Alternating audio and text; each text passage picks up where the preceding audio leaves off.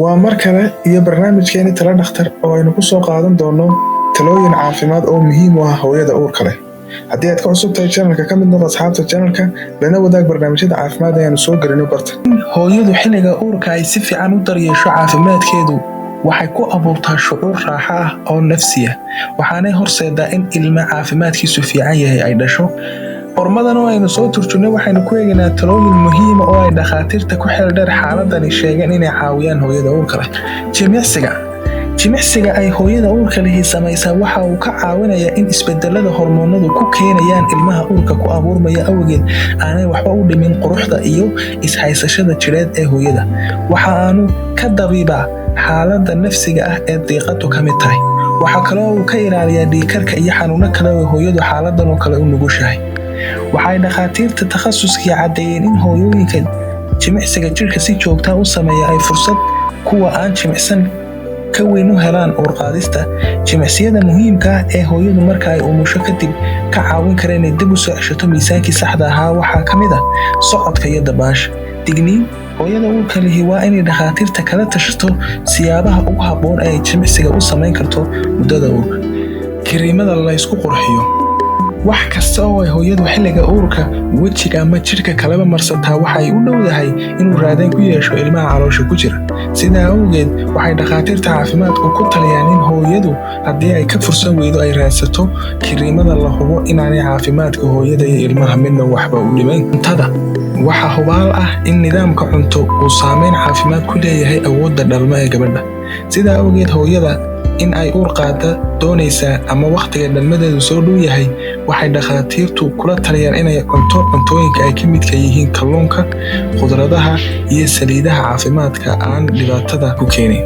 waxaa sidoo kale u fiican khudradda iyo cuntooyinka karbohaydraytku ku badan yahay sida khubuska.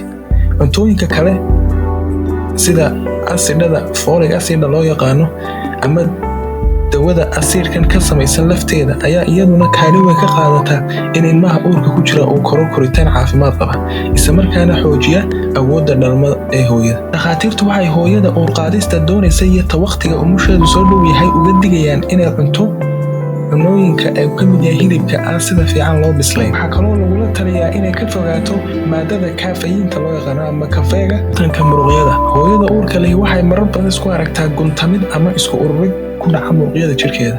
xaaladan oo xanuun badan ayaa sida ugu habboon ee ay kula tacaali karto ay dhakhaatiirtu ku sheegeen inay kiish bac ah ku shubto biyo barafa kadibna saarto meelaha uu muruqu inta badan ka guntamo. sida oo kale inay samayso duugis fudud oo hurdada ka hor ah. jidhka: hooyada uurka leh waxaa lagula talinayaa inay maalin kasta cabto ugu yaraan 10 koob oo biyo ah iyo inay meel kasta oo ay u baxayso gacanta ku sii qaadato cagad biyo ah. dhakhaatiirtu waxay sheegeen in biyaha oo ay hooyada uurka lihi badsataa ay ka ilaaliyaan yalaalugada, isla markaana ay ilaaliyaan in biyaha ilmuhu ku dhex jira aanay hoos uga dhicin heerka caafimaad ahaan saxda ah. qorraxda: xilliga uurka maqaarka hooyadu wuxuu noqdaa xasaasi, aan u adkaysan karin fallaadhaha qorraxda. waxay dhakhaatiirta takhasuskii hooyada uurka leh kula talinayaan inay iska jirto fallaadhaha qorraxda. tusaale ahaan haddii ay ka fursan weydo inay qorraxda u baxdo, waxaa muhiima inay dallaayad ama koofiyad ka qabato fallaadhaha ay xidhato. waxaa kaloo muhiima inay xidhato muraayadda indhaha ee qorraxda ilayskeeda laga xidho. dhakhaatiir badan ayaa ku taliya in hooyada uurka lihi ay iska ilaaliso fadhiisiga qorraxda. jiifka: suurtagal ma aha in hooyada uurka leh ay beerka u jiifsato. waxaa kaloo iyaduna khatar ah inay dhabarka u jiifsato, waayo miisaanka makaanka ayaa hoos u cadaadinaya lafdhabarta iyo halbowlayaasha dhiigga ee muhiimka ah. taasina waxay yaraynaysaa wareegii dhiigga. ka ugu fiican raaxa ahaan iyo badqab ahaan ee hooyadu u jiifsan kartaa waa inay dhinac u jiifsato iyadoo oo jilbahana soo laabaysa. kabaha cidhibta leh: kabaha cidhibta lihi waxay lumiyaan isku dheelitiranka jidhka qofka, waxaanay sababi karaan in cagaha ama kuraamuhu bararaan. markaay hooyada uurka leedahayna waa ay ka sii badanaysa khatartu.